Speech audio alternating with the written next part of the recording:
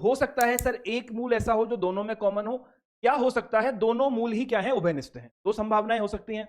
इन दो समीकरणों को हल करने के कई सारे तरीके हो सकते हैं। एक आपका प्रतिस्थापन हो सकता है, एक आपका विलोपन हो सकता है, और एक आपका क्या होगा, वज्र गुणन यानी क्रॉस मल्टीप्लीकेशन होगा। तो ये जो पॉइंट है अल्फा, ये अल्फा क्या है, ये यहीं पर है, लोएस्ट या मैक्सिमम मान ही तो है अगर मूल समान है तो ये पॉइंट बेसिकली है क्या, ये -b/2a है। हेलो हेलो, हाँ जी, नमस्कार विद्यार्थियों, स्वागत है आप सभी का एएसएल परिवार की इस लेटेस्ट क्लास में। आज की इस क्लास में हम कॉमन रूट के बारे में डिस्कशन करने वाले हैं। तो एक बार ये बता दो कि ऑडियो वीडियो परफेक्ट है, क्लास आपको अच्छे से दिखाई और सुनाई दे रही है। एक बार फिजिकली अपना हैंड खड़ा कर दीजिए, और एप्लीकेशन वाले बच्चे कमेंट करके मुझे बता सकते हैं, तो इस सेशन को हम स्टार्ट करें, है ना। करें स्टार्ट, ऑल इज गुड, चलिए परफेक्ट है, सब लोग आ गए, ठीक है। क्या पढ़ना है, हमें पढ़ना है उभयनिष्ठ मूल, है ना। अब देखो किसी भी द्विघात समीकरण के दो मूल होते हैं, समझना मेरी बात को।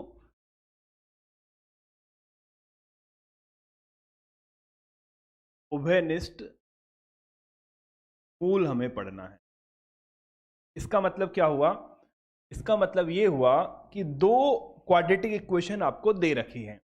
पहली वाली इक्वेशन है a1x² b1x प्लस c1 बराबर 0, और दूसरी इक्वेशन है a2x² plus b2x plus c2 बराबर 0। ये दो समीकरण, द्विघात समीकरण आपको दे रखे हैं।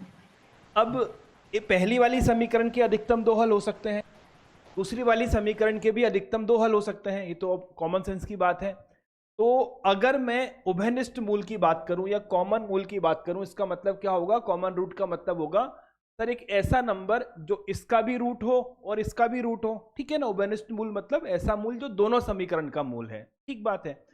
तो यहां अधिकतम दो मूल हो सकते हैं, यहां अधिकतम दो मूल हो सकते हैं। तो उभयनिष्ठ मूल की अगर हम बात करें तो हो सकता है सर एक मूल ऐसा हो जो दोनों में कॉमन हो, क्या हो सकता है दोनों मूल ही क्या है, उभयनिष्ठ हैं। दो संभावनाएं हो सकती हैं। क्या क्या संभावना हो सकती है सर, पहली वाली संभावना हो सकती है एक मूल उभयनिष्ठ है, क्या है, एक मूल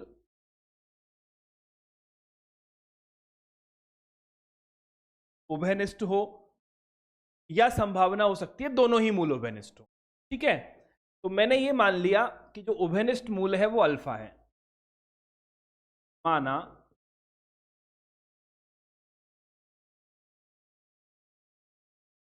उभयनिष्ठ मूल क्या है, अल्फा है। यानी अल्फा पहले समीकरण का भी मूल है और सेकंड समीकरण का भी मूल है, तो पहले समीकरण को भी सेटिस्फाई करेगा और सेकंड वाली इक्वेशन को भी सेटिस्फाई करेगा, ऑब्वियस सी बात है ना। तो अल्फा क्या होगा सर, इसको भी सेटिस्फाई करेगा, a1 alpha square plus b1 alpha plus c1 बराबर 0, और इसका भी चूंकि मूल है तो इसको भी सेटिस्फाई करेगा, a2 alpha square plus b2 alpha plus c2 बराबर 0, ठीक बात है। अब मैं क्या कर सकता हूं, मेरे पास दो इक्वेशन आ गई हैं, दो इक्वेशन किसके अंदर आई हैं सर, दो इक्वेशन मेरी अल्फा के अंदर आई हैं, है ना। अगर मैं इन दोनों को हल करूं, इसको मैंने क्या नाम दिया है, तीसरा नंबर नाम दिया है, और इसको मैंने क्या नाम दिया है, चौथा नंबर नाम दिया है। तो अगर मैं 3 नंबर और 4 नंबर को हल करूं तो मैं अल्फा का मान निकाल सकता हूं, करेक्ट। अब देखो 3 और 4 को हल करने के कई सारे तरीके हो सकते हैं, ये डिपेंड करेगा अलग अलग क्वेश्चंस के ऊपर। कभी कभी ऐसी सिचुएशन आएगी कि हम देखते ही मान बता देंगे, कभी कभी ऐसी सिचुएशन आएगी हमें खूब सारी कैलकुलेशन करनी पड़ेगी। पर एक जनरल तरीका जो सब जगह हमारे काम आएगा वो है आपका क्रॉस मल्टीप्लिकेशन वाला, वज्र गुणन वाला। तो मैंने क्या किया, अगर मैं यहाँ पे क्रॉस मल्टीप्लिकेशन वाला लगाता हूँ, मैंने अल्फा स्क्वायर लिख दिया, यहाँ पर अल्फा लिख दिया, और यहाँ पे कांस्टेंट 1 लिख दिया है, ठीक है। तो हम कैसे करते थे सर, इन दोनों को गुना करते हैं b1 c2, और इन दोनों को माइनस करते हैं b2 c1, फिर हम यहां से स्टार्ट करते हैं, तो ये होगा a2 c1 माइनस इन दोनों को कर देंगे, तो ये आपका होगा a1 c2।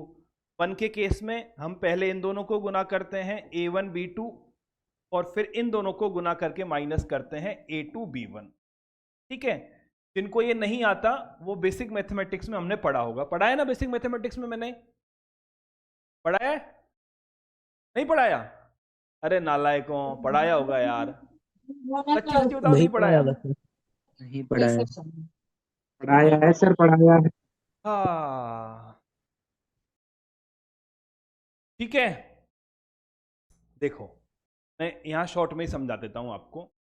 अगर ऐसा लिखा हुआ है कहीं a1x plus b1y plus c1 बराबर 0 और a2x plus b2y plus c2 बराबर 0, ठीक है, इन दो समीकरणों को हल करने के कई सारे तरीके हो सकते हैं। एक आपका प्रतिस्थापन हो सकता है, एक आपका विलोपन हो सकता है, और एक आपका क्या होगा, वज्र गुणन यानी क्रॉस मल्टीप्लिकेशन होगा, है ना। उसमें हम एक स्टैंडर्ड प्रोसीजर को फॉलो करते थे। हम y के कोफिशिएंट से स्टार्ट करते हैं और y के कोफिशिएंट पर ले जाकर ही हम एंड करते हैं, कुछ ऐसे हम किया करते थे। उसका जो डायरेक्ट रिजल्ट है वो मैं लिख देता हूं। जो x का मान है, y का मान है और ये 1 का मान है, तो कैसे x का मान अगर मुझे निकालना है तो मैं y के कोफिशिएंट से गुना करूंगा, तो मैं क्या, इस v1 को c2 से हम गुना करेंगे, माइनस इन दोनों को गुना करेंगे और लिख देंगे। फिर आपने इन दोनों को गुना किया, फिर यहां गुना किया, आप यहां खड़े हुए हो तो इसको इससे गुना करोगे, बेटा म्यूट कर ले, a2c1, और फिर इन दोनों को माइनस करोगे a1c2। परफेक्ट है। और लास्ट कहां तक समझाया मैंने, इन दोनों को गुना करेंगे, माइनस ये करेंगे, फिर यहां से स्टार्ट करेंगे, इसे लिखेंगे, माइनस ये करेंगे, फिर इन दोनों का गुणनफल होगा a1b2 और माइनस a2b1, ठीक है। इसे हम क्या बोलते हैं, वज्र गुणन बोला करते थे। अब क्लास 9th या 10th में कैसे करते थे वो मैं भूल गया। हम b1 y के कोफिशिएंट से स्टार्ट करते हैं, b1 b2 लिखते हैं, फिर हम c1 c2 लिखते हैं, फिर हम a1 a2 लिखते हैं, उसके बाद हम वापस से b1 b2 लिखकर फिर से छोड़ देते हैं, है ना, ऐसा कुछ किया होगा। फिर यहाँ पे क्या लिखते हैं, पहला वाला कोफिशिएंट x लिखते हैं, फिर यहाँ पे दूसरा वाला कोफिशिएंट y लिखते हैं और यहाँ पे तीसरा वाला कोफिशिएंट 1 लिखते हैं, ठीक है। फिर कैसे करते थे मुझे याद नहीं है कैसे करते हैं, क्योंकि मैं बरसों से इसी काम में ले रहा हूँ। तो कुछ ऐसा 9th या 10th में हुआ करता था, इन दोनों को गुना करो, माइनस इन दोनों को करो, फिर इन दोनों को गुना करो, फिर इनको माइनस करो, इनको गुना करो और इनको माइनस करो, ऐसा कुछ हुआ करता था। b1 c2 minus b2 c1, और ये c1 a2 minus a1 c2 और a1 b2 minus a2 b1, सही है, ठीक है, यही मेथड है। तो मैंने यहाँ क्या किया है सर, यहाँ पे एक्स वाई जेड था, तो यहाँ पे एक्स वाई जेड की जगह अल्फा स्क्वायर है, अल्फा है और कांस्टेंट है, तो x की जगह मैंने अल्फा स्क्वायर लिया है, y की जगह मैंने अल्फा लिया है और कांस्टेंट तो मेरा 1 हो ही गया है। सिंपल है, समझ गए? याद कैसे रखोगे, इनका गुणनफल माइनस इनका गुणनफल, यहां से स्टार्ट करेंगे ये माइनस ये, फिर a1 b2 minus a2 b1, simple है। अब मैं क्या करूंगा, मैं यहां से अल्फा का मान निकाल सकता हूं, एक अल्फा से अल्फा कैंसिल, तो इन दोनों से अल्फा का मान क्या निकलेगा, इन दोनों से अल्फा का मान निकलेगा b1 c2 minus b2 c1 upon a2 c1 minus a1 c2, और यहां से अल्फा का मान क्या निकलेगा, इन दोनों से अल्फा का मान यहां से निकलेगा a2 c1 minus a1 c2 upon a1 b2 minus a2 b1, ठीक है, परफेक्ट है। दोनों अल्फा हैं तो दोनों को मैं बराबर कर सकता हूं, तो बराबर करने पे क्या मिलेगा, b1 c2 minus b2 c1 upon a2 c1 minus a1 c2 बराबर a2 c1 minus a1 c2 upon a1 b2 minus a2 b1, ठीक है। अब इनको अगर गुना करूंगा तो ये दोनों तो एक ही हैं, तो a2 c1 minus a1 c2 का होल स्क्वायर बराबर इन दोनों का गुणनफल b1 c2 minus b2 c1 a1 b2 minus a2 b1। ये प्रतिबंध है एक मूल के उभयनिष्ठ होने का, है ना, पर इसे हमें याद नहीं रखना है। क्यों? एक तो याद रख नहीं पाओगे, अभी बड़ी मुश्किल से अगर रट लिया तो एग्जाम तक नहीं याद रख पाओगे, एग्जाम तक याद भी रख लिए तो एग्जाम में जाके गलत लगाने की संभावना पूरी है ये फॉर्मूला, पर इसको क्या करना है, याद नहीं करना है। याद नहीं करना है। ठीक है, तो क्या करना है सर, ये जो प्रोसेस है, जिस प्रोसेस से हमने इस फॉर्मूले को डेराइव किया है, हम इसी प्रोसेस से क्वेश्चन को सॉल्व करेंगे। ठीक है, और जहां तक सवाल आएगा इन इक्वेशन को सॉल्व करके अल्फा का मान निकालना, तो जरूरी नहीं है हर बार हम यही मेथड लगाएं, कभी कभी इक्वेशन इतनी आसान होती है कि हम डायरेक्ट भी उन्हें सॉल्व कर पाएंगे। सिंपल है। ठीक है, यहां तक कोई तकलीफ, बात समझ आई नहीं आई? All good? ठीक है, अब सब, और वैसे भी इसको रटना नहीं है, जो भी है जैसा भी है कोई बात नहीं, मेन मुद्दे की बात वो है कि ऐसे किया है हमने। सेकंड आपसे बोलता है दोनों मूल उभयनिष्ठ हों।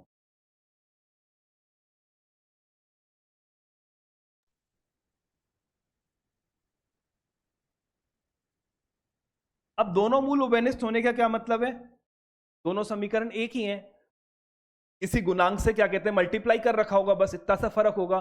तो अगर दोनों समीकरण एक हैं तो उनके मैं गुणांकों की अगर तुलना करूंगा तो वो क्या होंगे, समानुपाती होंगे। ठीक है, तो इसको हम क्या लिख सकते हैं, इसको हम लिख सकते हैं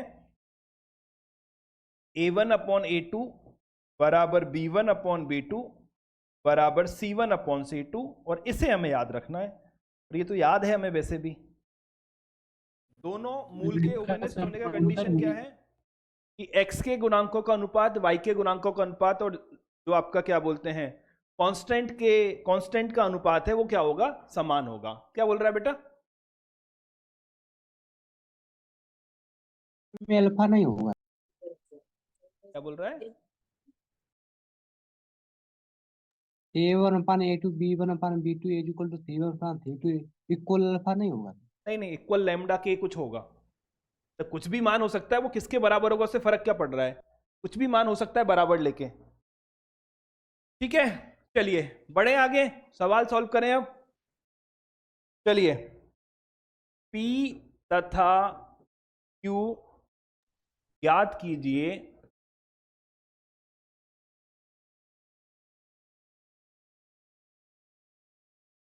ताकि P x square plus 5x plus 2 बराबर 0 तथा 3x square plus 10x plus Q बराबर 0 के दोनों मूल उभयनिष्ठ हों।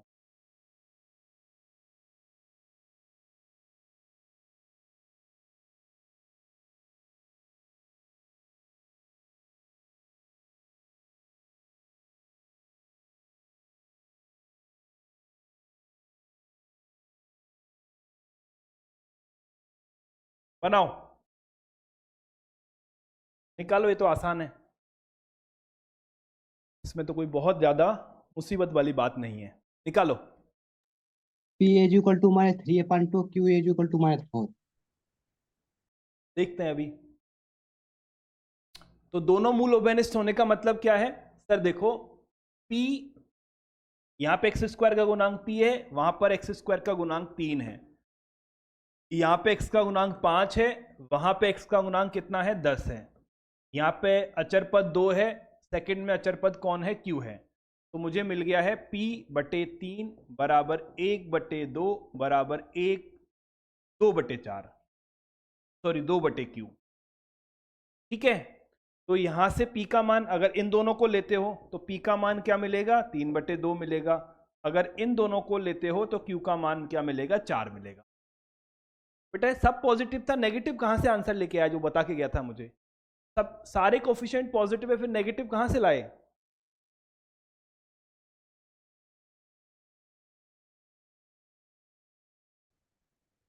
हो गया, बना लिया? चलो सर, ये तो ऐसे ही टाइम पास सवाल था, थोड़े अच्छे सवाल करते हैं, ऐसे थोड़े ऐसे क्वेश्चन थोड़ी ना हमारे एग्जाम में आएंगे। ए के संभव मान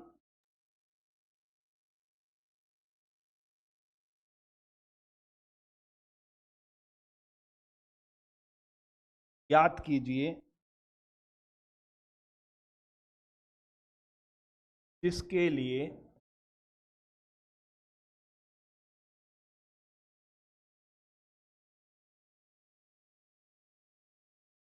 जिसके लिए समीकरण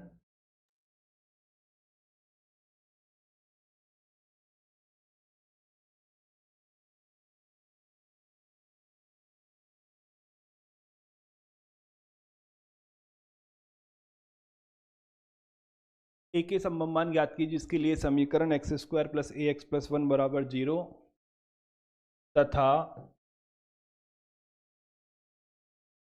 X square plus X plus A बराबर 0 का कम से कम एक मूल उभयनिष्ठ हो।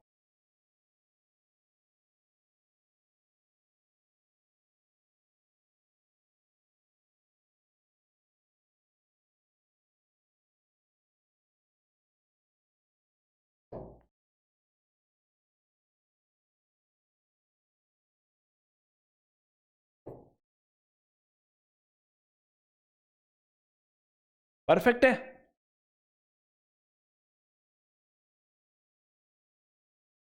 चलो क्या है सर, एक के संभव मान ज्ञात कीजिए जिसके लिए समीकरण पहला दूसरे का कम से कम एक मूल उभयनिष्ठ हो।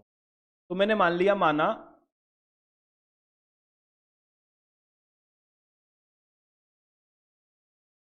उभयनिष्ठ मूल अल्फा है।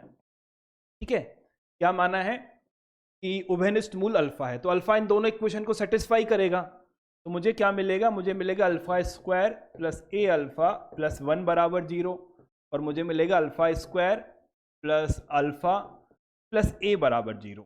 ठीक है, अब यहां हम क्या कर सकते हैं, क्रॉस मल्टीप्लिकेशन वाला मेथड लगा सकते हैं, उसी को क्रैमर रूल भी बोलते हैं। क्रैमर रूल और वो एक ही नाम, सेम नाम है, मतलब सेम मेथड है, नाम अलग अलग है। अब देखो यहां पे हम क्या कर सकते हैं, आप लगा सकते हो क्रैमर रूल और उसको सीधा भी हल किया जा सकता है, इसमें कोई बहुत मुश्किल काम नहीं है। अल्फा की वैल्यू से डायरेक्ट भी निकल के आ जाएगी, पर झगड़ा क्या है, डायरेक्ट निकालने में अल्फा का एक ही क्या कहते हैं, आपका ए का एक ही मान मिलेगा, और अगर मैं क्रैमर रूल लगाऊंगा तो मुझे ए के 2 मान मिलेंगे। समझना मैं क्या बोल रहा हूं। मैंने इसको सॉल्व करने की कोशिश की, तो मैंने यहां लिख दिया अल्फा स्क्वायर अल्फा 1 अपॉन। ठीक है, चलिए तो गुना करें, इन दोनों को गुना किया तो ए स्क्वायर आ गया, माइनस इनको किया तो माइनस का 1 आ गया, इसको यहां गुना किया तो 1 हो गया और माइनस का ए हो गया, इन दोनों को गुना किया तो 1 हो गया और ए हो गया। ठीक बात है। तो अगर मैं इनको इक्वेट करता हूं तो अल्फा का मान क्या है, ए स्क्वायर माइनस 1 अपॉन 1 माइनस ए, सही बात है। और इन दोनों से मान निकालता हूं तो अल्फा का मान कितना है, 1 है। ठीक है, सिंपल है। तो मैं क्या कर सकता हूं, यहां पे इसको 1 के बराबर रख सकता हूं, ए square minus 1 upon 1 minus A बराबर 1। मैं इसको कैंसिल नहीं कर रहा हूं, कैंसिल करने से हमारा एक रूट गायब हो जाएगा। ठीक, इसको मैंने क्या लिख दिया, इसको लिख दिया मैंने ए स्क्वायर माइनस 1 बराबर 1 माइनस ए, तो ए स्क्वायर माइनस 1 हो जाएगा ए प्लस 1 ए माइनस 1, और इसे जब इधर की तरफ लाऊंगा मैं तो मुझे क्या मिलेगा, ए तो प्लस का हो जाएगा माइनस का 1 हो जाएगा, है ना। ए माइनस 1 को मैंने कॉमन ले लिया, तो ये मुझे ए प्लस 1 मिल गया, तो यहां से ए का मान मुझे 1 मिला है और ए का मान मुझे -2 मिला है। तो 2 मान है ए के, एक मान तो 1 है और एक -2 है, जिसके लिए इन दोनों इक्वेशन का एक मूल उभयनिष्ठ होता। ठीक है, अब अगर मैं यहां पर क्रैमर रूल नहीं लगाता और इसे सीधा ही सॉल्व करता तो सीधा भी सॉल्व हो जाता। कैसे, alpha square plus A alpha plus 1 बराबर 0, alpha square plus alpha plus A बराबर 0। ठीक बात है, हो गया।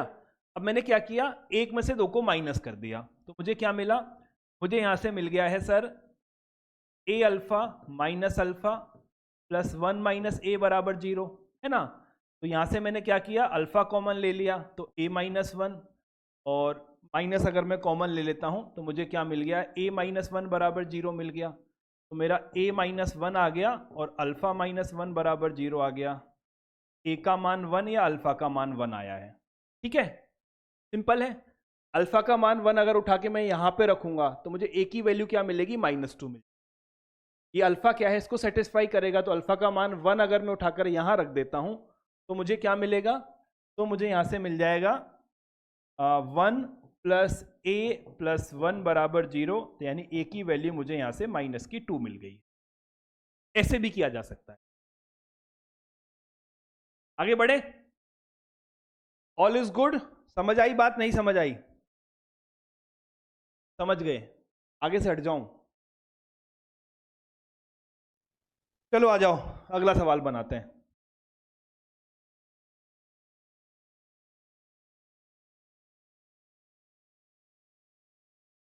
यदि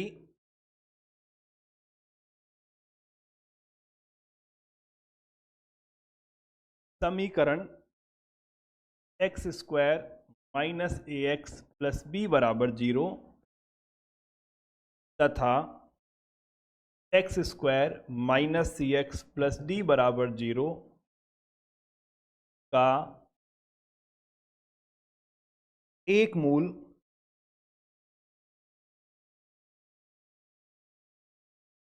उभयनिष्ठ है तथा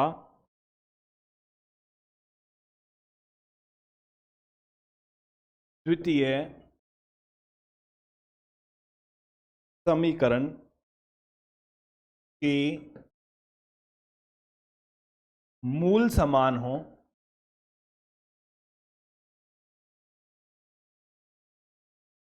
तो सिद्ध कीजिए कि AC बराबर twice of P plus D होता है। ठीक है, ये प्रूव करना है। बनाए या दिमाग लगाओगे? बनाए, क्या है एक बार वापस से पढ़ लो। यदि समीकरण पहला दूसरे का X square minus A X plus B X square minus C X plus D का एक मूल उभयनिष्ठ हो तथा द्वितीय समीकरण के मूल समान हो तो सिद्ध कीजिए। तो सवाल कुछ ऐसा है कि जो पहली वाली इक्वेशन है इसका एक मूल अल्फा है, एक मूल बीटा है। अब इनमें से अल्फा या बीटा में से कोई मूल ऐसा है जो दूसरी इक्वेशन का भी मूल है और दूसरी इक्वेशन के मूल समान है। तो यहां ये जो इक्वेशन दे रखी है x square minus C X plus D बराबर 0, अगर अल्फा उभयनिष्ठ है तो इसके दोनों मूल अल्फा ही होंगे। ठीक बात है, क्लियर है? तो अगर मूल समान होने का मतलब क्या होता है? मूल समान होने का मतलब होता है डी बराबर 0। यही हमने पढ़ा था, है ना? मैं यहां क्या कर देता हूं, समान मूल का मतलब क्या है? डी बराबर 0। तो यहां डी का मतलब क्या है? B square. तो बी स्क्वायर का मतलब सी स्क्वायर हो जाएगा, माइनस 4d बराबर 0 हो जाएगा। तो आपको सी स्क्वायर की वैल्यू 4d के बराबर मिलेगी। करेक्ट है? यहां तक बात एकदम करेक्ट है। तो अब मेरे से क्या बोला गया है? एक कंडीशन मैंने यूज में ले ली, मूल समान है। एक कंडीशन अभी बाकी है, अल्फा दोनों में उभयनिष्ठ है। इसको मैंने अभी तक काम में नहीं लिया है। तो क्या करें, हम एक काम कर सकते हैं कि अल्फा की वैल्यू इस दोनों में पुट कर दें। तो मुझे क्या मिलेगा? मुझे मिलेगा alpha square minus A alpha plus B बराबर 0, alpha square minus C alpha plus D बराबर 0। और इसे सॉल्व करके मैं अल्फा निकाल सकता हूं। ठीक है, और जो अल्फा निकलेगा उसको ले जाकर मैं क्या करूंगा? वापस से इस इक्वेशन में पुट करूंगा। परंतु अल्फा निकालने का और आसान तरीका भी हमारे पास है। सोचो क्या आसान तरीका? ये तो मेथड काम करेगा पर गंदी सी कैलकुलेशन आएगी, ये बात तय है। क्या कोई और तरीका है? जब ये मूल समान है तो क्या मैं अल्फा को बिना इतनी मेहनत करे निकाल सकता हूं क्या? Any idea? आइडिया तो म्यूट करा गया तुम लोगों को, सारे के सारों को। पता नहीं कौन देवता था वो, ढूंढूंगा बैठ के क्लास के बाद। सर इसको माइनस कर दो दोनों इक्वेशन को। और उससे बेहतर कुछ, उससे भी अच्छा? सर सेकंड समीकरण में अल्फा प्लस बीटा। मैं तुमको सोचने का तरीका दिशा देता हूं सोचने की। ये मूल समान है, ठीक है? सर योग निकाल लो। और कुछ अच्छा तरीका? योग गुणनफल निकालेंगे, 2 अल्फा की वैल्यू पुट कर दे देंगे, बीटा की वैल्यू। अरे मैं और अच्छा पूछ रहा हूँ, और आसान, एकदम ही आसान कि फट से निकल जाए सीधा ही। सर उभयनिष्ठ निकालेंगे तो खुद से निकल जाएगा क्योंकि दोनों के मूल एक एक उभयनिष्ठ है। म्यूट करो फोन, ज्यादा अनम्यूट हो गए। देखता अगर नेगेटिव C/2 होगा तो अरे म्यूट करो, mute mute mute mute mute. अच्छा। सुनो, समझो मेरी बात क्या बोल रहा हूं मैं अब। हमें ये मालूम है कि मूल समान है। मूल समान होने का क्या मतलब है कि ये एक्स अक्ष को टच करके निकल गया होगा, है ना। क्या मतलब रहा होगा, या तो ये ऐसे टच कर गया होगा या ऐसे टच कर गया होगा, दोनों में से कोई एक रहा होगा। करेक्ट है। और ये पॉइंट क्या होता है, इस पॉइंट का मान हम जानते हैं ना, मैक्सिमम या मिनिमम वैल्यू -b/2a पर ये पाया जाता है और -d/4a इसका मान होता है, जानते हैं हम। तो ये जो पॉइंट है अल्फा, ये अल्फा क्या है, ये यहीं पर है, लोएस्ट या मैक्सिमम मान ही तो है अगर मूल समान है तो ये पॉइंट बेसिकली है क्या, ये -b/2a है ना। हम जानते हैं, बहुत लंबा चौड़ा डेरिवेशन करके हमने निकाला था। और ये कौन है, यही तो अल्फा है, यही तो टच किया एक्स अक्ष को इसने। तो यहां से अल्फा का मान मैं सीधा क्या निकाल सकता हूं, अल्फा बराबर -b/2a में सीधा ही निकाल सकता हूं। तो अल्फा की वैल्यू क्या आएगी, -b का मान -c, 2a का मान 2, तो अल्फा की वैल्यू c/2 मिल गई।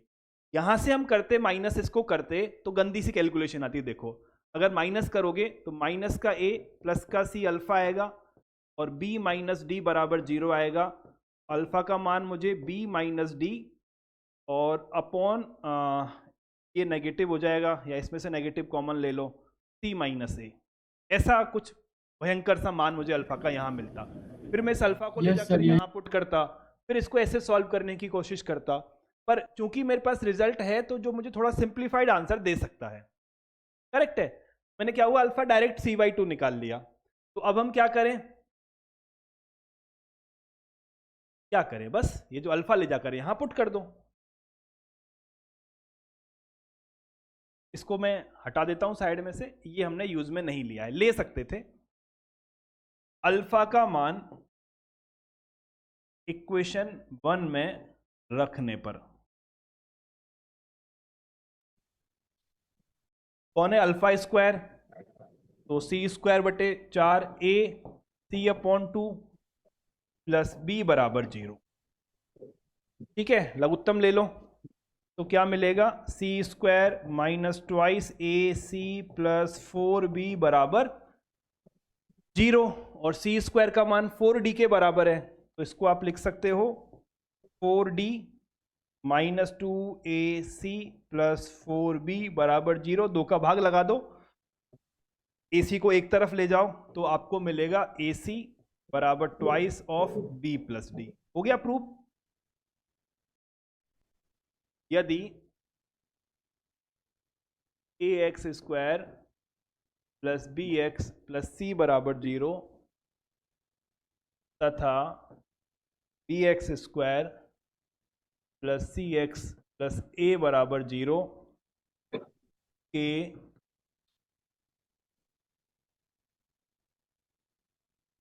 उभयनिष्ठ मूल हो तो a, b तथा c के मध्य संबंध होगा। संबंध ज्ञात करो।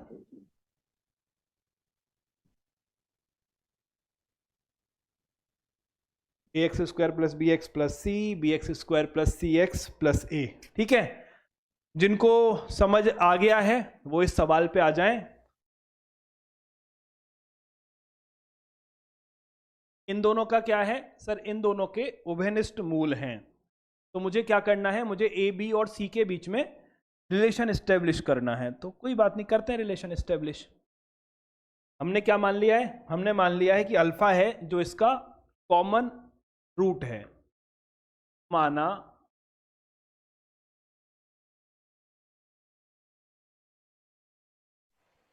कॉमन रूट बराबर अल्फा, तो अल्फा को पुट कर दो, a² plus b² plus c बराबर 0, b² plus c² plus a बराबर 0। इसमें तो कोई सॉल्व होने की गुंजाइश है ही नहीं है, तो लगा दो Cramer rule, ab minus c² bc minus a² AC minus B square. सही बात है। इन दोनों से अल्फा क्या निकलेगा? इन दोनों से अल्फा निकलेगा AB minus C square upon BC minus A square, और इन दोनों से अल्फा निकलेगा BC minus A square upon AC minus B. सही है। अब हम क्या करेंगे, इन दोनों अल्फा को बराबर कर देंगे, यानी AB minus C square upon BC minus A square BC minus A square AC minus B square. सही बात है। हेलो सर, हाँ, अगर दोनों मूल आपस में बराबर है तो हमें A1 बट्टा A2 बराबर B1 बट्टा B2 बराबर C1 बट्टा दोनों C2 से मूल भी तो उभयनिष्ठ होने चाहिए। दोनों मूल उभयनिष्ठ है नहीं ना यहाँ पे। यदि ज्ञात कीजिए मूल हो तो, इसमें तो देवे नहीं किया। नहीं चलिए दिए तो ठीक है। हम अपनी मर्जी से थोड़ी मान लेंगे। ठीक है। ठीक है। और वैसे भी हिंदी में क्वेश्चन थोड़े से डाइसी होते हैं, तो इंग्लिश में बहुत अच्छे से लैंग्वेज लिखी होती है। करेक्ट है। अब इनको हल करके ABC के अंदर रिजल्ट निकालना है। चलो इन दोनों को गुना कर दो। ये गड़बड़ कैसे हुआ है? ठीक है, बराबर है। ये क्या है? ये है BC माइनस ए स्क्वायर का होल स्क्वायर बराबर AB माइनस सी स्क्वायर और AC माइनस बी स्क्वायर। ठीक है, खोल दो तो सर ये मिल गया B square C square minus twice A square BC plus A की पावर 4 बराबर A square BC minus A C cube minus A B cube plus B square C square. Simple है। बी स्क्वायर सी स्क्वायर से B square C square को उड़ा दो और बाकी को हल करो, निकालो, देखो क्या आया। बाकी को हल करो बैठ के।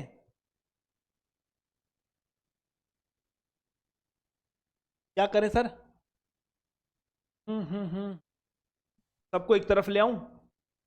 चलो, ये मेरा हो गया ए की पावर 4, ये मेरा हो गया है ए सी क्यूब ए बी क्यूब, इसको यहां लाया तो माइनस 3 ए स्क्वायर BC बराबर 0।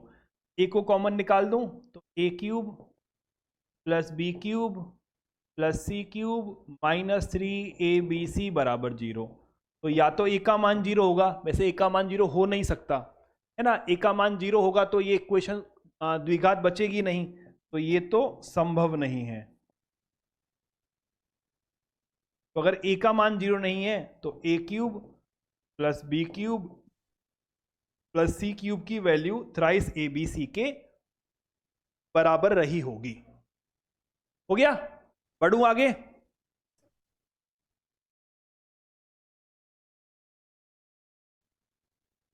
क्वेश्चन, यदि निम्न 3 समीकरणों, यार एक तो इसके क्वेश्चन बहुत बड़े बड़े हैं, ये तो मुझे टाइप करा के ले ही आने चाहिए। अब तुम बोलोगे फिर हमसे सर नोट ही नहीं होता। समीकरणों x square plus AX plus B बराबर 0, x square plus CX plus D बराबर 0 और x square plus EX plus F बराबर 0 के प्रत्येक युग्म का ठीक एक उभयनिष्ठ मूल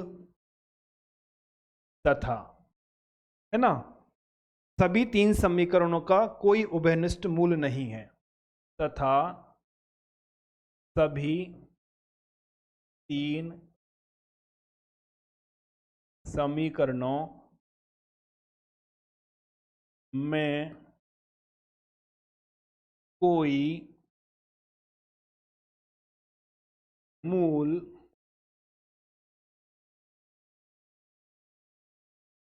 उभयनिष्ठ नहीं है, तो प्रदर्शित कीजिए कि A plus C plus E का होल स्क्वायर बराबर 4 of A C C E A minus B minus D minus F. बहुत बड़ा सवाल है लिखने में।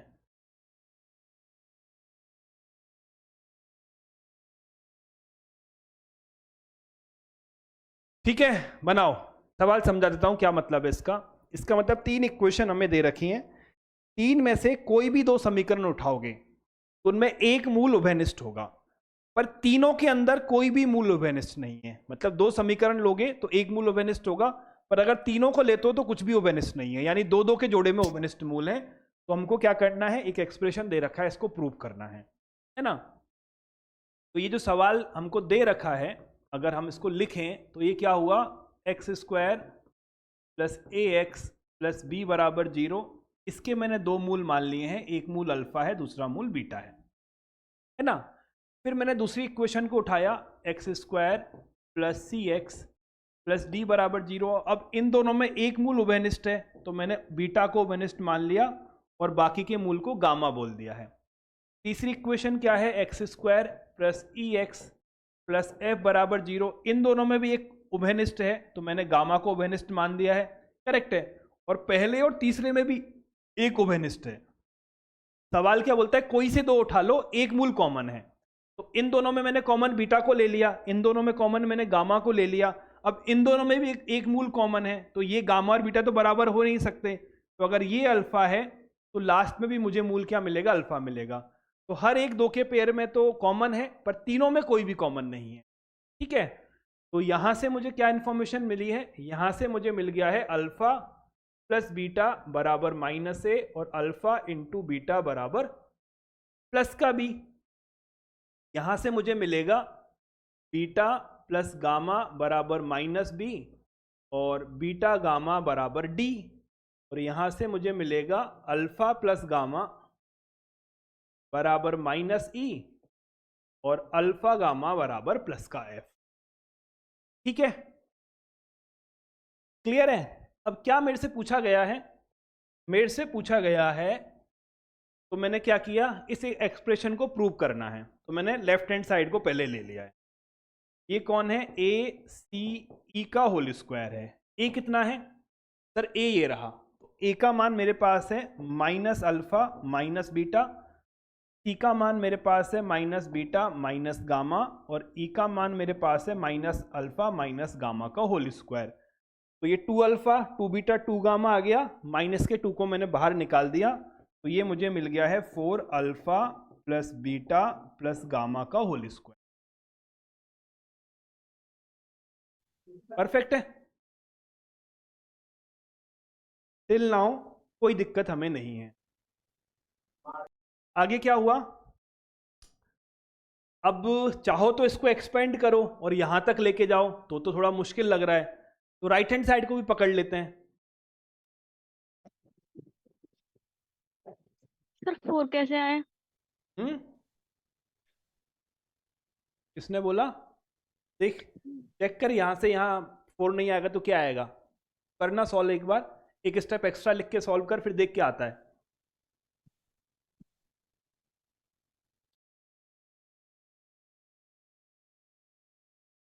ठीक है, ए सी मुझे कहां से मिलेगा सर, ए सी ये है, इन दोनों को गुना कर दो तो मुझे क्या मिल गया 4। ए सी का मतलब है alpha plus beta into beta plus gamma, minus से माइनस गुना होने पे प्लस हो गया। सी ई को गुना करना है तो इनको गुना कर दो, तो मुझे क्या मिल गया, बीटा प्लस गामा और अल्फा प्लस गामा, और सी ई हो गया ए ई, तो पहले और तीसरे को गुना कर दो, तो मुझे यहां से मिल गया है अल्फा प्लस बीटा और अल्फा प्लस गामा। ठीक है, माइनस बी, तो बी कहाँ है, ये रहा, बी ये रहा, तो माइनस अल्फा बीटा, सी का मान है माइनस बीटा गामा और एफ का मान है माइनस अल्फा गामा।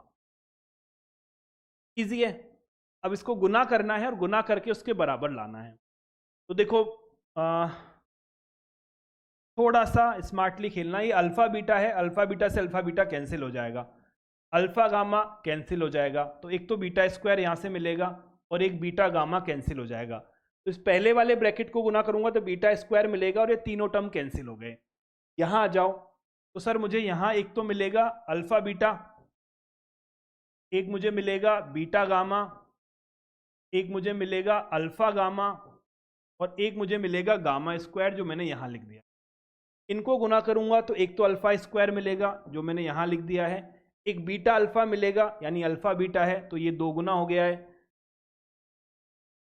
इसके अल्फा स्क्वायर हो गया, बीटा अल्फा हो गया, फिर अल्फा गामा हो गया और बीटा गामा हो गया, तो ये भी 2 गुना हो गया और ये भी 2 गुना हो गया। ठीक है, मुझे क्या मिला है 4 alpha square plus beta square plus gamma square plus twice alpha beta plus twice beta gamma plus twice gamma alpha, और ये आपका होता है alpha plus beta plus gamma का होल स्क्वायर।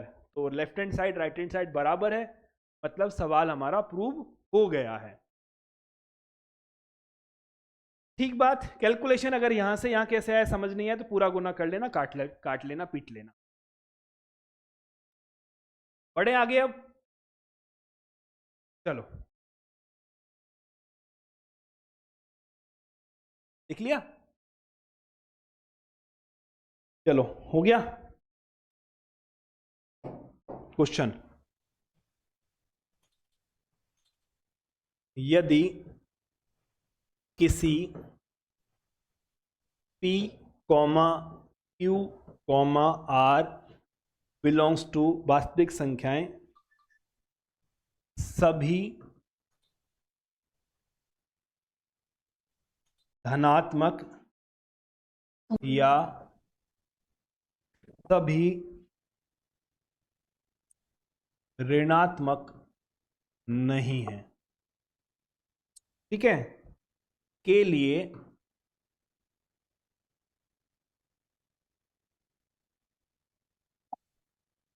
समीकरण P square plus Q square multiply by X square minus twice Q P plus R X plus Q square plus R square बराबर 0 का एक मूल समीकरण X square plus 2x minus 8 बराबर 0 का भी एक मूल है।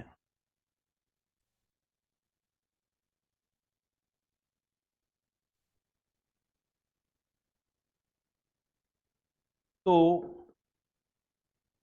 Q square plus R square upon P square बराबर है,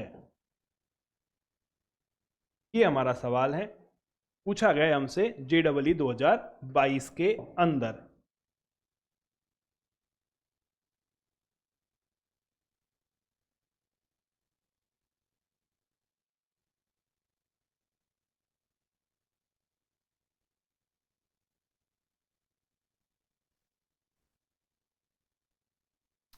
लगाओ दिमाग। हाँ क्या खबर, कहाँ तक पहुंची गाड़ी? हेलो सर, 272 आ गया। क्या 272 कैसे निकाला? पी एक्स स्क्वायर का गुणा इसमें मल्टीप्लाई कर दिया। सर एक मिनट ये रुक जा, स्क्वायर अरे प्लस चुप चुप, राहुल बैरागी का, राहुल बघेल, हाँ बेटा बेटा क्या बोल रहा है? एक्स स्क्वायर का मल्टीप्लाई कर दिया उसमें, और फिर एक्स का मल्टीप्लाई, फिर परफेक्ट स्क्वायर बना लिया। किसका परफेक्ट स्क्वायर बनाया? उसमें मल्टीप्लाई करके एक्स स्क्वायर का और हाँ, एक्स का। लो जी, दिल खुश कर दिया इस लड़के ने आज मेरा, बहुत बढ़िया बेटा, बेहतरीन। तो इस सवाल में बस एक ही लाइन थी, JEE के सवालों में एक ही शब्द होता है, ये काम की बात है, जिसने वो काम की बात पकड़ना सीख लिया ना वो काम हो गया। देखो पहले हम करते हैं, ये तो खैर अटका नहीं है, सीधा चला गया, इसकी नज़र सही जगह चली गई। बेसिकली ये परफेक्ट स्क्वायर लिखा हुआ है, इसके 2 टुकड़े कर दोगे तो 2 परफेक्ट स्क्वायर है। 2 परफेक्ट स्क्वायर का योगफल 0 तभी हो सकता है जब दोनों इंडिविजुअली 0 हो। है ना, तो वो तो बहुत सही जगह चला गया है, पर कोई बात नहीं, हम तो करना स्टार्ट करते हैं सवाल। ये बोलता है कि ये इक्वेशन एक ये, दूसरी इक्वेशन ये है, इनका एक मूल उभयनिष्ठ है ना, और पी क्यू आर के साथ कंडीशन क्या है कि सभी पॉजिटिव नहीं है, सभी नेगेटिव नहीं है, यानी कुछ पॉजिटिव है कुछ नेगेटिव है, तीनों पॉजिटिव हो ये भी संभव नहीं है, तीनों नेगेटिव हो ये भी संभव नहीं है। ठीक है, समझ गए बात को? चलिए सर, तो एक इक्वेशन ये है, दूसरी इक्वेशन ये है। अब कमाल की बात ये है कि दूसरी इक्वेशन के तो मूल हमें ऐसे ही मालूम है। एक मिनट, अब चुप हो जाओ थोड़ी देर, शांत रहो, है ना, सवाल करने दो पहले। दूसरी इक्वेशन जो है x² + 2x - 8 = 0, तो बहुत आसान इक्वेशन है, इसको तो हम सॉल्व भी कर सकते हैं ऐसे ही। ये तो बेसिकली x + 4 और x - 2 = 0 है, तो यहाँ से x की वैल्यू क्या मिलेगी, -4 मिलेगी, और x की वैल्यू क्या मिलेगी, 2 मिलेगी। परफेक्ट है। अब झगड़ा ये है मेरे साथ में कि इन दो में से कोई एक मूल ऐसा है जो इसका भी मूल है, या तो 2 है या -4 है, पर मुझे नहीं मालूम कि 2 है या -4 है। इन दोनों में से एक है तो यहां ले जाके सेटिस्फाई कर देगा, है ना। अब क्या करें, ये भी एक समस्या है। अब क्या करें, तो अगर इस एक्सप्रेशन को ध्यान से देखोगे तो आपको एक बात समझ आएगी कि सर ये दो परफेक्ट स्क्वायर लिखे गए हैं। कैसे लिखे हैं देखो, मैंने लिख दिया है p² x² और p² x², p के साथ कौन है, q है, -2q, ये क्या था, q ही था ना, है सवाल, q है।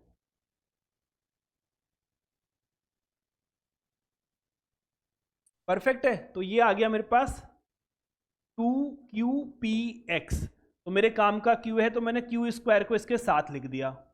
फिर मैंने यहां से क्या लिख दिया, मैंने यहां से लिख दिया q² x², फिर मैंने इसको लिख दिया है -2qrx और प्लस का r² = 0। ये दोनों क्या है, पूर्ण वर्ग हैं। ये बेसिकली px + q का होल स्क्वायर है, और ये क्या है, qx - r का होल स्क्वायर = 0 है।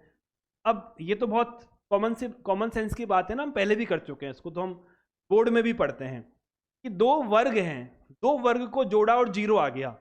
ये तभी संभव है जब ये इंडिविजुअली खुद भी 0 हो और ये भी 0 हो, अदरवाइज ये कभी 0 नहीं हो सकते, है ना। तो यहां से क्या मिलेगा, यहां से आपको मिलेगा कि px + q का मान भी 0 होगा और qx - r का मान भी 0 होगा। तो यहां से x का मान मुझे मिल गया है -q/p, और यहां से मान मुझे मिल गया है x का, ये प्लस कहां से आया, ये माइनस आएगा ना,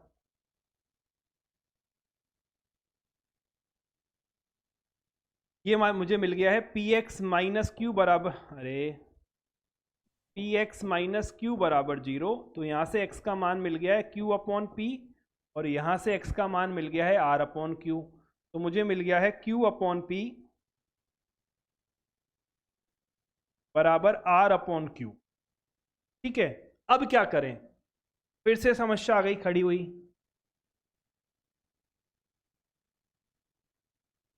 बराबर x है, अब x के दो मान हैं, है ना। x का मान यहां पे 2 भी ले सकता है और -4 भी ले सकता है। अब इन दोनों में से कौन सी वैल्यू ये लेगा, ये कौन बता पाएगा, ये +2 लेगा या -4 लेगा। तुक्का नहीं मारना है, रीजन देना है साथ में, 2 आया तो क्यों आया और -4 आया तो क्यों आया।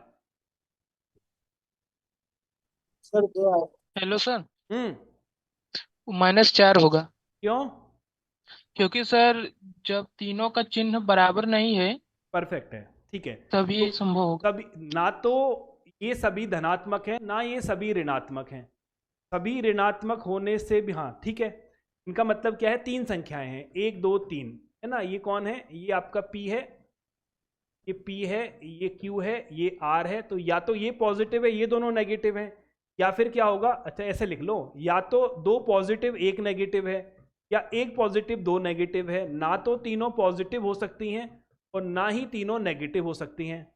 करेक्ट है, तो दोनों केसेस में क्या होगा, सर संख्या अगर एक एक करके डिस्ट्रीब्यूट होगी तो हमें क्या मिलेगा, माइनस का चिन्ह मिलेगा। परफेक्ट है, तो ये x = 2 तो रिजेक्ट हो जाएगा, तो मेरे पास क्या निकलेगा, -4 निकलेगा, यानी q/p = -4 = r, ऐसे लिख लो, Q अपॉन P बराबर R अपॉन Q बराबर -4। तो Q का मान यहाँ से -4P मिल गया और R का मान यहाँ से -4Q मिल गया। अब जो निकालना है उसको लिखो। कौन है? ये है Q square plus R square upon P square. Q square का मान कितना है? 16P square. R स्क्वायर का मान कितना है? 16Q square. और Q स्क्वायर का मान फिर से क्या है? 16P square. और P स्क्वायर तो नीचे है ही सही। P स्क्वायर से P स्क्वायर कैंसिल, ये 16 256। तो मेरा आंसर आ गया 272। हो गया? बढ़े आगे? चलिए सर, होगी ये कहानी। अगले सवाल पे चलते हैं। हाँ, ए बी इस प्रकार से हैं कि पुनरावृत्ति है तो alpha square plus beta square, हाँ हो जाएगा, ये भी हो जाएगा। क्वेश्चन, माना A, B belongs to R,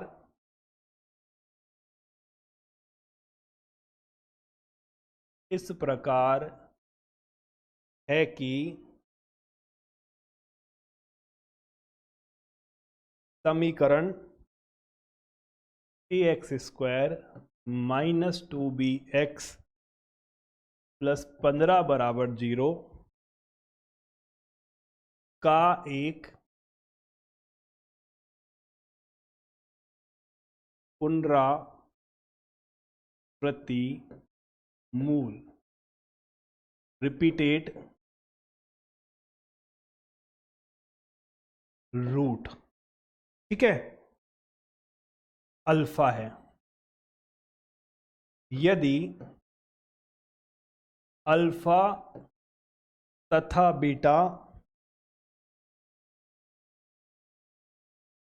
समीकरण X square minus 2bx plus 21 बराबर 0 के मूल हैं,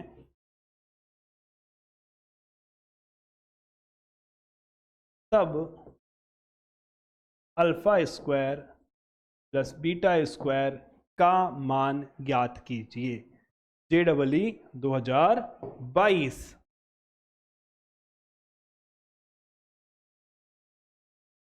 है ना बेटा? अबे जो बोल रहा था सर आराम से पढ़ाओ, उसको मैं कैसे समझाऊं कि तुम्हारी एग्जाम में तो ऐसे सवाल आते हैं। अगर एग्जामिनर सिंपल सवाल देता तो हम भी मस्त होके मस्ती से पढ़ाते रहते आराम से गाने गाते हुए। एग्जामिनर ऐसे सवाल देता तो हम क्या करें? जैसे एग्जाम में आते हैं ऐसे ही करने पड़ेंगे ना। बनाओ बनाओ। सर क्वेश्चन को फिर से पढ़ दीजिए। क्या कर दूं? क्वेश्चन को दोबारा पढ़ दो। यदि माना A, B belongs to R, इस प्रकार है कि समीकरण ax square minus 2bx plus 15 बराबर 0 का एक पुनरावृत्ति मूल अल्फा है। पुनरावृत्ति मतलब रिपीटेड मूल अल्फा है। यदि अल्फा तथा बीटा समीकरण, जो कि एक दूसरा समीकरण X square minus 2bx plus 21 बराबर 0 के मूल हैं, तो alpha square plus beta square का मान हमें निकालना है।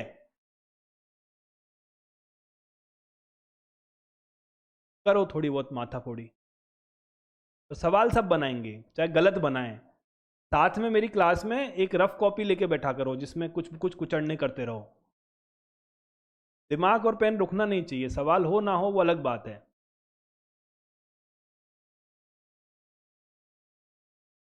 हेलो सर, 58 आ गया। ठीक है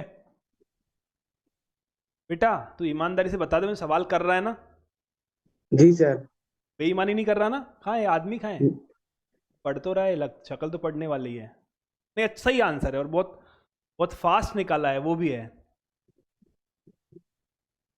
बढ़े आगे, आ जाओ। हाँ, ए बी वास्तविक संख्याएं हैं। पहले समीकरण के रिपीटेड मूल का मतलब है यार दोनों मूल समान हैं, दोनों मूल अल्फा हैं, ये मतलब है उसका।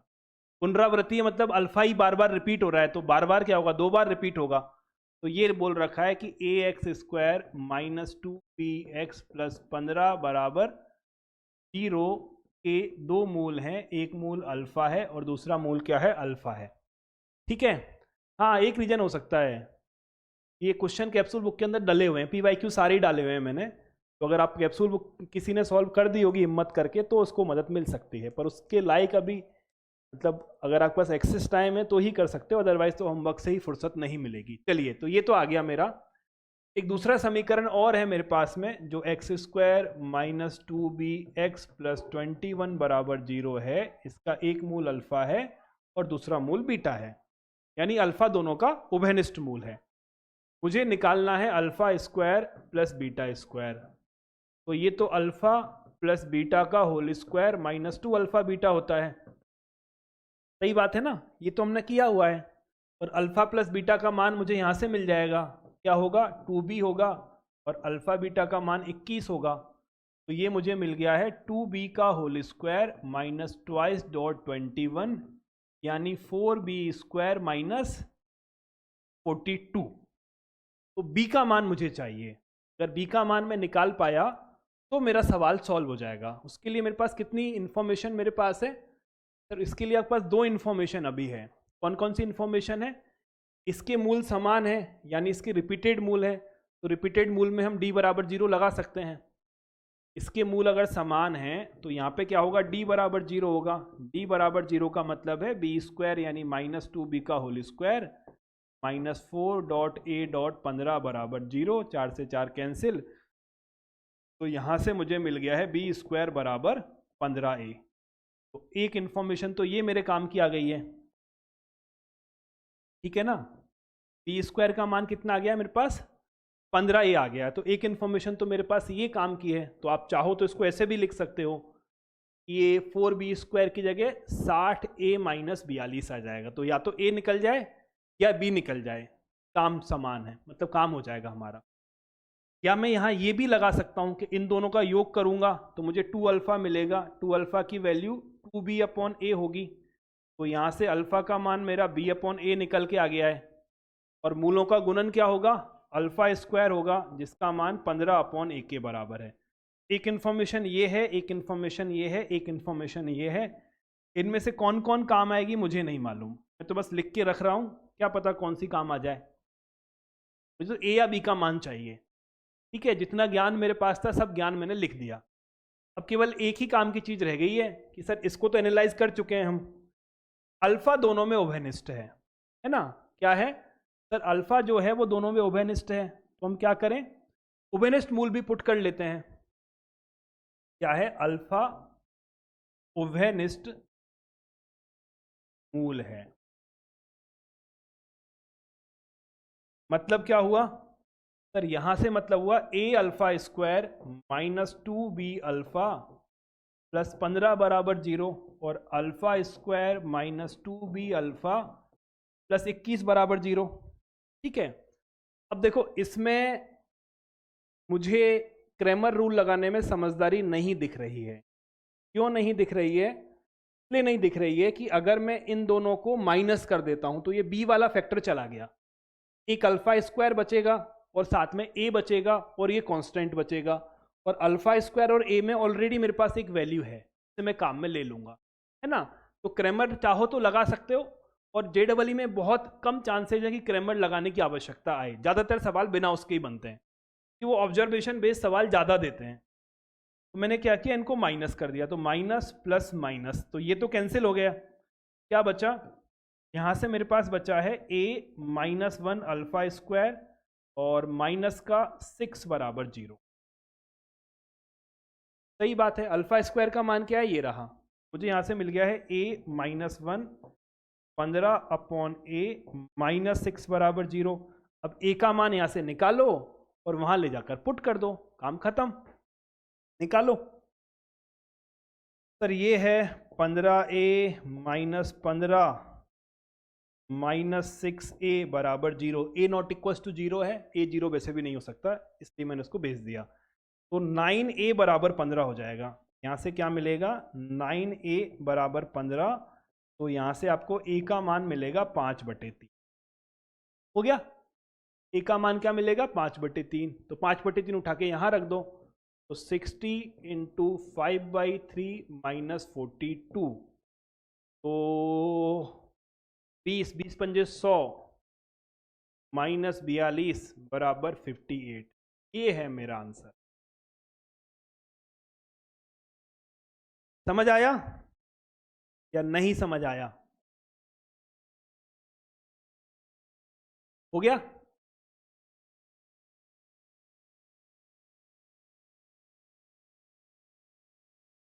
क्वेश्चन का एक उभयनिष्ठ वास्तविक मूल है का मान ये है, बीटा का मान क्या होगा? यदि वास्तविक संख्या a greater than 0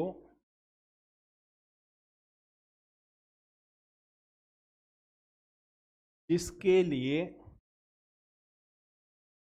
x square minus 5ax plus 1 बराबर 0 तथा x square minus ax plus 5 बराबर 0 का एक उभयनिष्ठ मूल है। ठीक है, का मान 3/√2 बीटा है, तब बीटा बराबर है। ठीक है, ये सवाल आपसे जो JEE 2023 में पूछा गया है।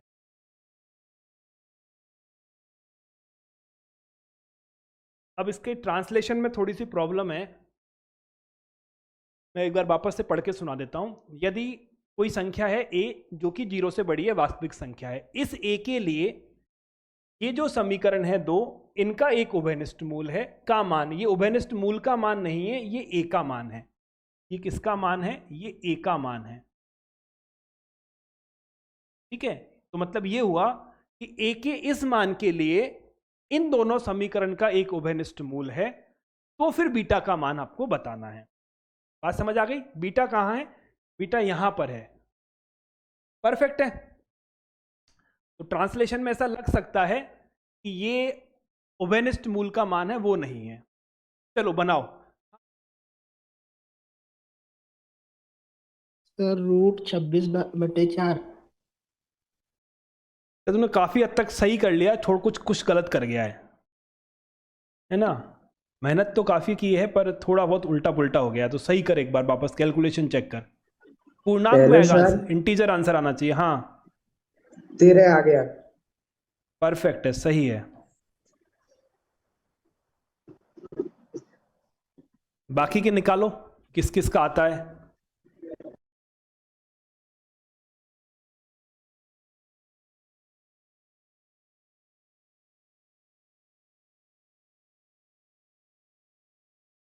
देखो क्या क्या इंफॉर्मेशन आपके पास है।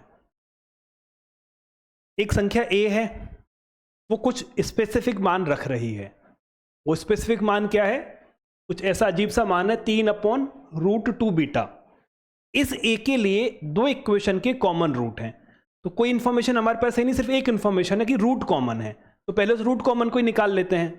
तो मैंने क्या मान लिया? अल्फा कॉमन रूट है। ठीक है, तो मुझे मिलेगा alpha square minus 5a alpha plus 1 बराबर 0, alpha square minus a alpha minus 5 बराबर 0। इसको सॉल्व करके मैं अल्फा का मान निकाल सकता हूं और अल्फा के मान को उठा के वापस समीकरण में पुट कर सकता हूं। ठीक है, अब अल्फा का मान निकालने के लिए क्रेमर रूल की आवश्यकता तो है नहीं है, सिंपली इसको घटा देते हैं तो ये तो कैंसिल हो गया। तो -4a अल्फा प्लस आएगा ना, तो +6 बराबर 0। तो यहां से अल्फा का मान मुझे मिल गया है 6/4a यानी 3/2a। कितना आया है? 3/2a। और अल्फा का मान मैं फिर से समीकरण इसी में पुट कर लो, एक में पुट कर देता हूं। आपका मन करे एक में पुट करो, आपका मन करे दो में पुट करो, जो आपको पसंद है। दूसरे में करें सर ये आसान है, कम कैलकुलेशन है, इसी में कर लो जो आपका मन करे, है ना? इसमें पुट कर दिया मैंने। अल्फा स्क्वायर का मतलब क्या होगा, 3/2a का whole square minus a, 3/2a minus 5 बराबर 0। तो ये मुझे मिल गया है 9/4a स्क्वायर, a से a कैंसिल, माइनस का 3/2 माइनस का 5 बराबर 0। तो 9/4a स्क्वायर बराबर ये हो जाएगा 10, तो 13/2, 2 से 2 कैंसिल। तो क्या मिला सर, ये मान हमें मिलेगा यहाँ से 2 से 2 कैंसिल, तो 2a स्क्वायर इंटू 13 बराबर 9। तो यहाँ से a स्क्वायर का मान मुझे मिलेगा 9/26, अगर मैंने कैलकुलेशन ठीक ठीक की है तो। इसका मान है a स्क्वायर का है, तो इस मान के लिए ये अल्फा अपना कॉमन रूट रखता है।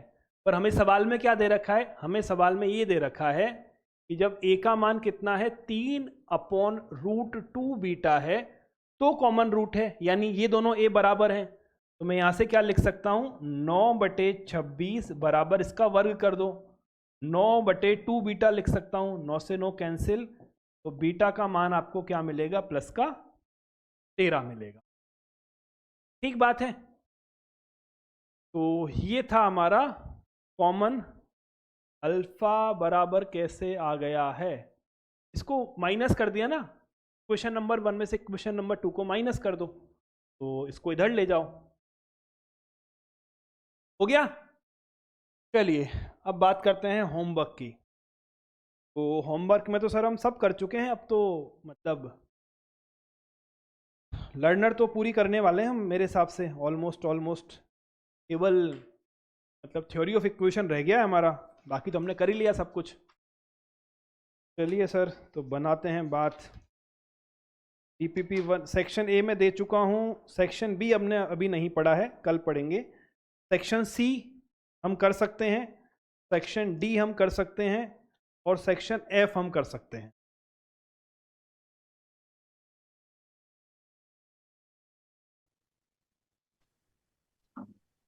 होमवर्क सेक्शन ए, मतलब ये तो बहुत पहले दे चुका हूँ मैं, कर लिया होगा अब तक तुम लोगों ने, नहीं किया है तो करना है। सेक्शन सी, सेक्शन डी और सेक्शन एफ, है ना। कल हम पढ़ेंगे सेक्शन बी को, समीकरण सिद्धांत, और उसके बाद कुछ 1-2 क्लासेस और लेंगे, फिर मूलों की स्थिति पे आएंगे, फिर आपका चैप्टर कंप्लीट होगा। ठीक है, इन सब के सॉल्यूशन मैं आपको टेलीग्राम पर भेज चुका हूँ, तो अगर कोई सवाल ना आए तो आप वहाँ से सॉल्यूशन देख सकते हैं। और इन सब के वीडियो सॉल्यूशन तो एप्लीकेशन में ऑलरेडी पहले से पड़े हुए हैं, कैप्सूल बुक सॉल्यूशन के नाम से।